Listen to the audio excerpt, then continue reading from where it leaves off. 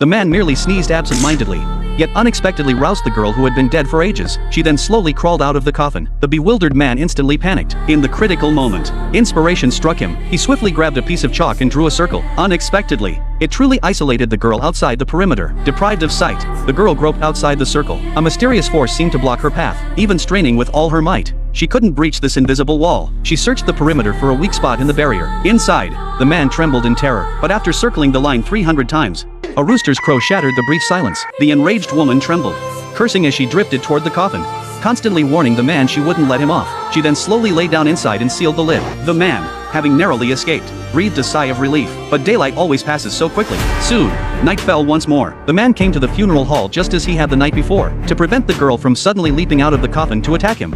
Mike drew a circle on the ground beforehand. To stay awake, he downed a bottle of vodka, but unexpectedly, his diminished alcohol tolerance led him to start relentlessly cursing the girl. Unexpectedly, the girl inside the coffin was awakened by the insults. She then floated toward Mike, coffin and all. Before he could react, the girl suddenly opened the lid and rammed the coffin into the air wall. At the critical moment, a rooster crowed, saving Mike once more. But what was really going on?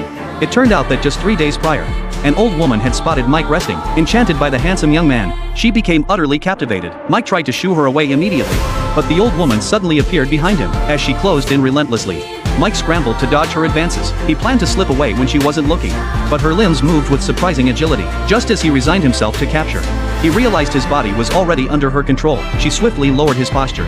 She then straddled him in one swift motion. Finally, with his body stiff, he stood up carrying the old woman. As they cheerfully walked out the door, the old woman picked up a broom from the roof with satisfaction, constantly swatting Mike from behind. They raced through the wilderness for an unknown duration. Suddenly, Mike felt his body growing lighter and lighter, until he was completely lifted off the ground. Soon, he carried the old woman into the air. Only now did Mike grasp the gravity of the situation. This charming old woman was actually a witch. She proceeded to manipulate Mike's body, but just as she prepared to ascend further, disaster struck. They plummeted from the sky to the ground. Mike scrambled to grab a stick and pinned the witch down. Yet as he struck her with fervor, terror suddenly gripped his face. The witch instantly transformed into a beautiful young woman. Faced with this bizarre situation, Mike didn't hesitate to flee the scene. But when he returned to the church, another priest frantically informed him the mayor's daughter had gone out last night, only to return severely beaten and later died from her injuries. Her final words, however, were for Mike to keep vigil at her wake for 3 days. He assumed it would be routine work, but upon entering the mayor's funeral hall, he froze in terror. The mayor's daughter was the very girl he'd beaten. To hide his shock,